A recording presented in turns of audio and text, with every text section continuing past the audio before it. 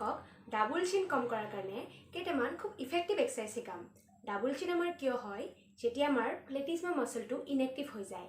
প্লেটিছমা মাসলটো লোৱাৰ জৰ পৰা আমাৰ কলাৰ বনলৈ কানেক্টেড হৈ থাকে। প্লেটিছমা মাসলটো আমাৰ লোৱাৰ জৰ পৰা কলাৰ বনলৈ এটাচ হৈ থাকে। প্লেটিছমা মাসলটো এক্টিভ কৰাৰ কাৰণে কেইটামান খুব ইফেক্টিভ এক্সাৰচাইজ শিকাম। যোনকেইটা যদি আপোনালোকে ৰেগুলাৰলি কৰি যায় আপোনালোকৰ ডাবল চিন খুব সোনকালে নোহোৱা হৈ যাব। সো ভিডিও যাতে শেষলৈকে চাই আৰু এক্সাৰচাইজকেইটা ৰেগুলাৰলি কৰি যায়।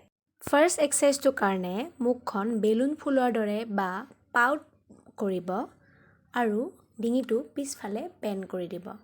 পজিশ্যনটো 30 সেকেন্ড হোল্ড কৰিব। এক্সাৰচাইজটো 3 বাৰ ৰিপিট কৰিব।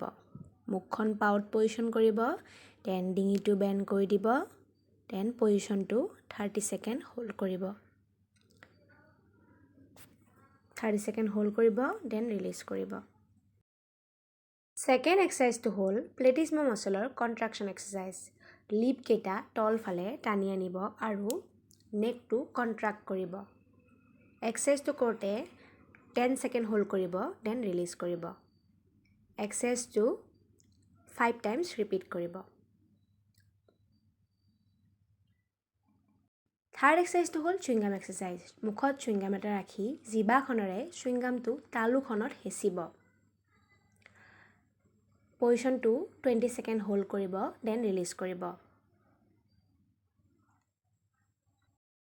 এক্সাৰচাইজটোৰ কাৰণে হাত দুখন মুঠি মাৰি হাতেৰে আপুনি আপোনাৰ থুতুৰিটো হেঁচিব আৰু আপোনাৰ থুতুৰিটোৰে হাতখনক হেঁচিব।